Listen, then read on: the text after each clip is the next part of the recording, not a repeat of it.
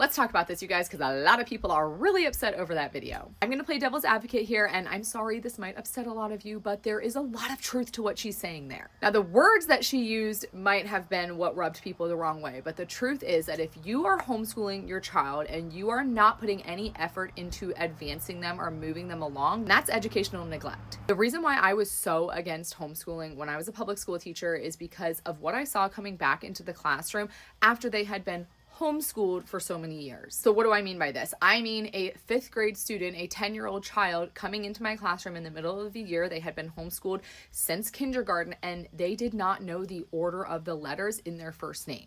And before everybody gets all up in arms telling me that maybe this student was dyslexic or they had an underlying learning disability, maybe that's the case, but it was never diagnosed because the parent didn't do the due diligence of getting them evaluated if there was an issue.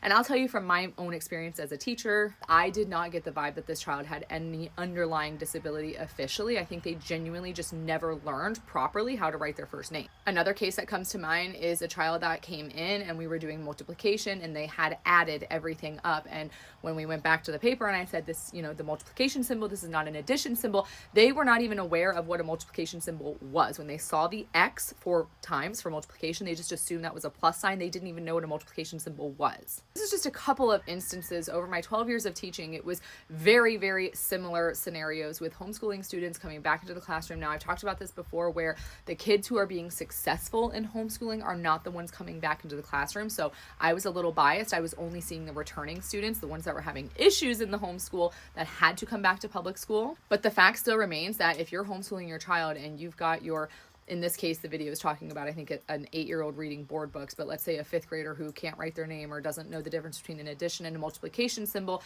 that's on you. You're the parent, you're the homeschooling teacher. I know a lot of homeschooling families don't want to follow like a formal curriculum, and that is fine. That's well within your right. But I do feel like there are a set of standards that we do need to be teaching our children. For example, their letter sounds, how to read, multiplication, addition, your basics. I think a lot of us are homeschooling with the best of intentions, but it is very easy to get a little lax with it, just assuming that your child is doing well and that they know all these things. And really, they might not. So you got to keep an eye on it.